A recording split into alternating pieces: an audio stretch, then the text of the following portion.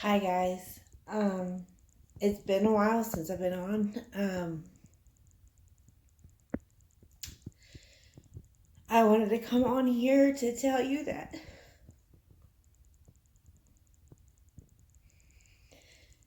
my baby girl passed away. Um,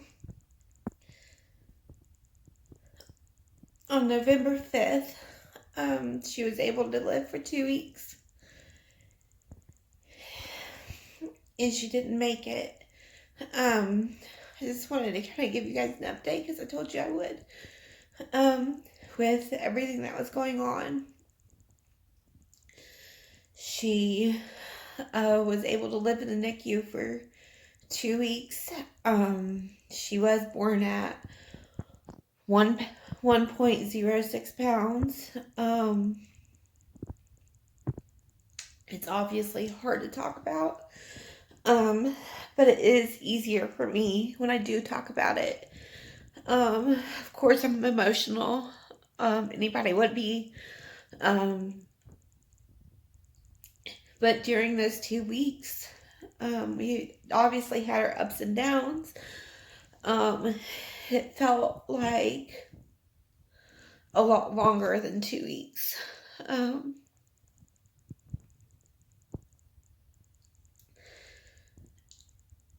our health is actually really good for her gestational age. The doctor said every morning they do like rounds in the morning in the NICU, and she was doing really well. There was some ups and downs. Every time I would leave the hospital, I would go get something to eat with my husband. I think there was 2 nights that I actually went home to sleep because I was exhausted. But the rest of the time, I stayed there with her.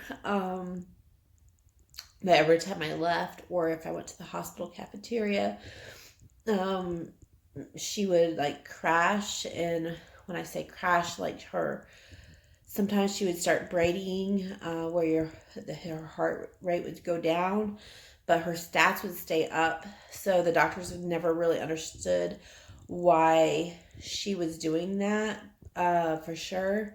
But like her heart rate would go, like it'd be 150s or 140s, and it would slowly start going down. It'd be like 130 something, then 17 per se, and then it'd be like in the 80s and then 60s, and it would start going down. And a lot of times it did hit zero, but her stats would stay up, like her oxygen and her oxygen level would stay up normal, her blood pressure would stay up, but for some reason she would brady like that all the time. And sometimes it didn't go all the way to zero. Sometimes it would get in like 50s, 60s, 70s. Sorry. And then it would go back up on its own without any help. And it did it all the time. There was a few times during that 2 weeks process that it they had to reintubate her. And I really lost track of how many times they did it for sure, because I wasn't there for some of it. The first time me and my husband was there, and that was pretty scary. She went completely blue. I thought we was losing her then. And they had to reintubate her, and what was happening was, there's an artery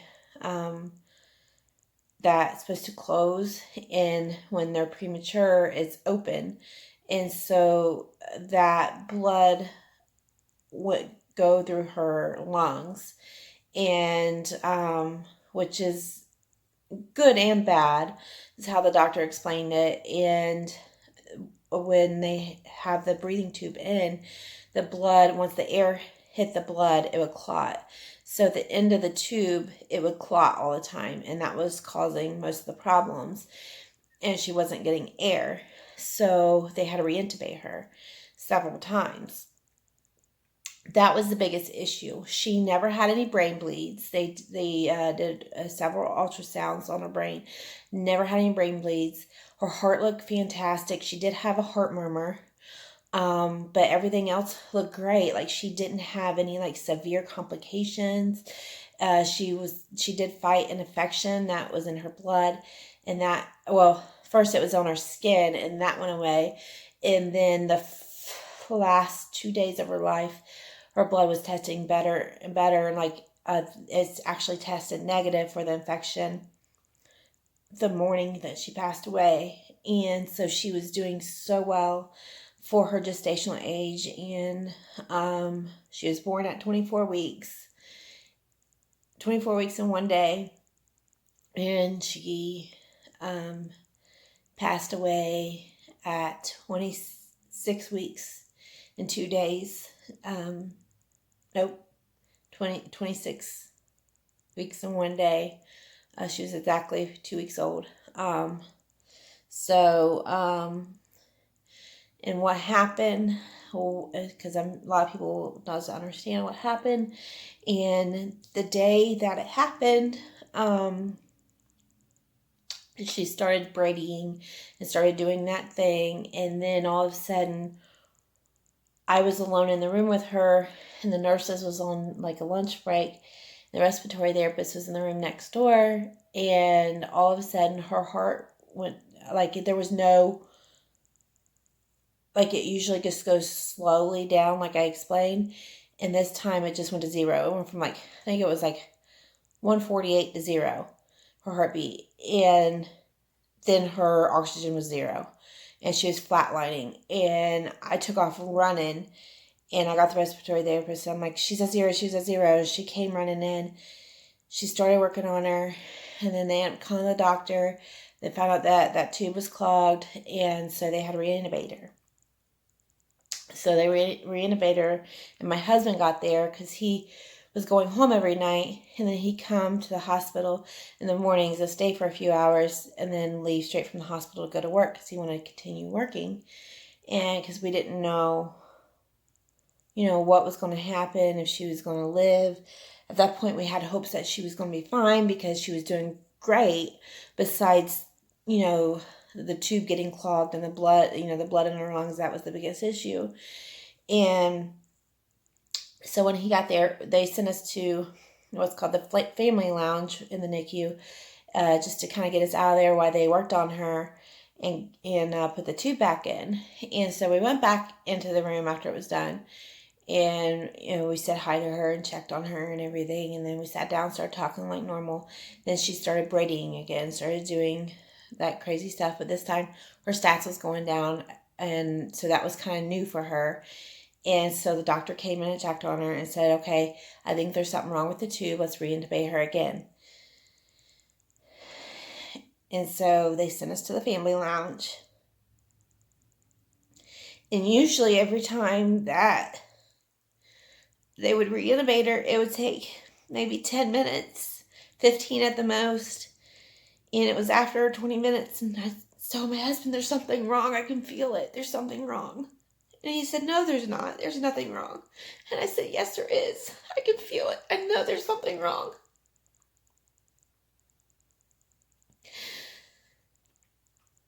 After 30 minutes, it was after 30 minutes or so, the doctor came in the lounge, and I knew.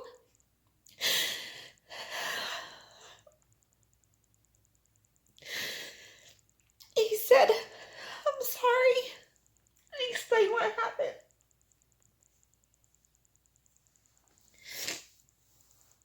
When they went to reintubate her the second time, her lungs ruptured, and the air traveled up through her neck, and it blocked the blood flow and the air to her brain, and immediately she was brain dead.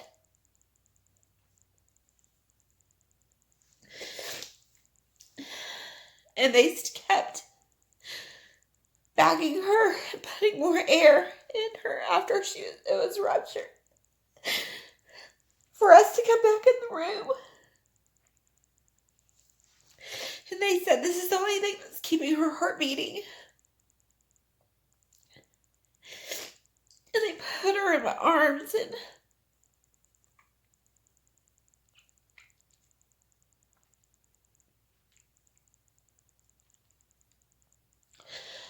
I knew she was gone. She wasn't there. Her eyes was rolling back in her head. She was so limp and so blue. It just wasn't her. It didn't even look like her after her episodes that she's had in the past. And my husband asked, is she suffering? And the doctor says, yes, she is. And so we made the decision to take the tube out. And she lived for about a half an hour. Her heart kept getting slower and slower. And it was down to like, I think around that 30-minute mark, it was down to like 1 or 2 beats a minute. And then she went into our arms. I was holding her. We passed her back and forth between me and Aaron, and then it was like the whole time it was like she wasn't breathing, but her heart was beating, and there was like no air. It just seemed like, I don't know for sure, but like when I knew she was gone, it was like a little gasp or a little noise, and then she was gone. And we wasn't expecting it, because the last 2 days before she passed away, she was doing great. I mean, her infection was going away. Her color looked amazing. She was using the bathroom great. She was putting on weight. She was born at 1.06 pounds. And she lost a lot of weight. I think the smallest she got was 14 ounces and 14.2 ounces, I believe. And then she started gaining weight again. And at one point she was up to 1.13.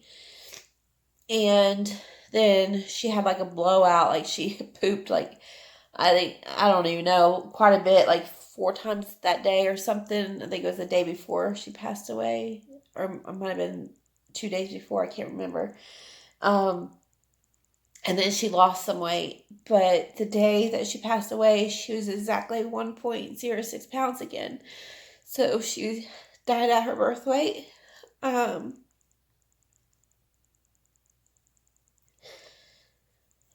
I keep thinking, what could we have done to prevent it? But it's just one of those things that just happened.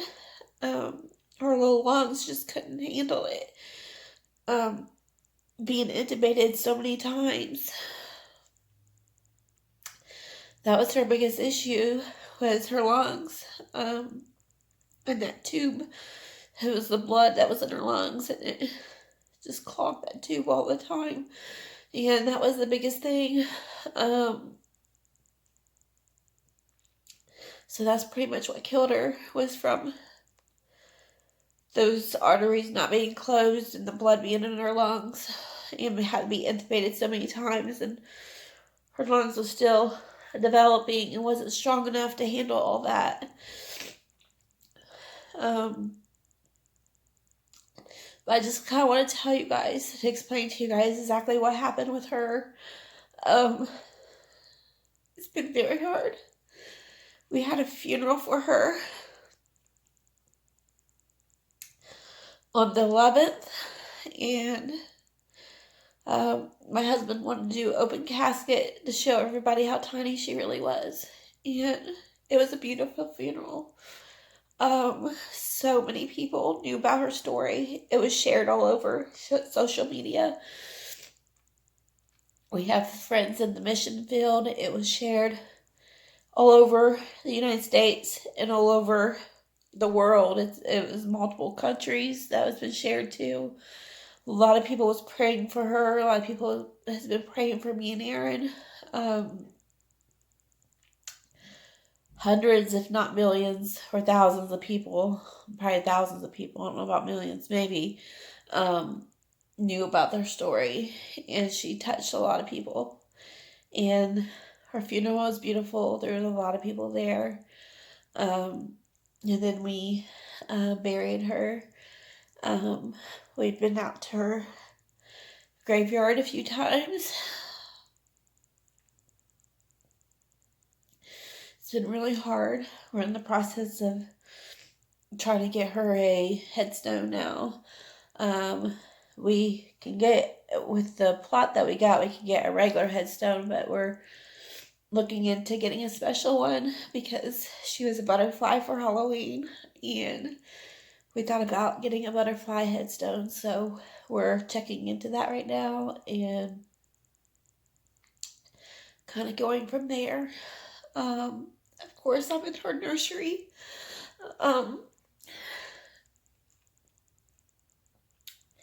We got her nursery done right before I had to go into the hospital with preeclampsia.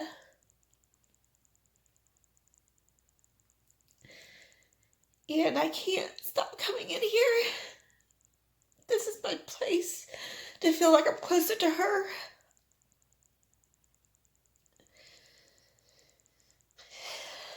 And I can't take anything down. I can't get rid of anything. I just can't do it yet. It's really, really hard. And a lot of people has asked me about like they blame God for what happened and how can we keep our faith. I don't blame God for what happened at all. Things happen for a reason. I believe that. God answered every one of our prayers during the pregnancy and also during her life, her little 2-week life. I did pray the day before she died if she was suffering for God to take her. And I felt like a lot of times I look at her and I felt like she was, but the nurses and doctors are like, oh, she's doing great. She looks fine. And I didn't feel like all those tubes and them poking her and taking blood every single day. It didn't look like she was comfortable. It looked like she was suffering. So I asked God if she's suffering to take her. And he did the next day. And he answered my prayers all the way up to the end. And he's been there for us. And my husband asked during my whole pregnancy, we'd pray and for Ember, and he would pray that God would do something good for her, or that she'd do something good for God in her life, or that she'd be saved when she gets older, and she'd do something great for God and for other people in her little 2-week life. Through social media and other contacts, she touched so many people's hearts. In the whole story, it's been a great story. Even though I want her here with us, but she did great. She did great for God. I do want her. That's me being selfish, but I want her so much to be here. But she is in a better place and she's not suffering anymore. But anyways, I keep mumbling and rambling on about it. I wanted to just share the story of what happened and why I haven't been around for you guys and to give you guys an update. And I'll be on more often now, just to talk about random things, maybe things that happened to me during my pregnancy, or after, and what happened during my C-section. I'll just do those in a separate video. And what's to come now, we really don't know what we want to do right now, and I'll explain that more in another video of kind of why. And I guess I'll see you guys next time. Bye.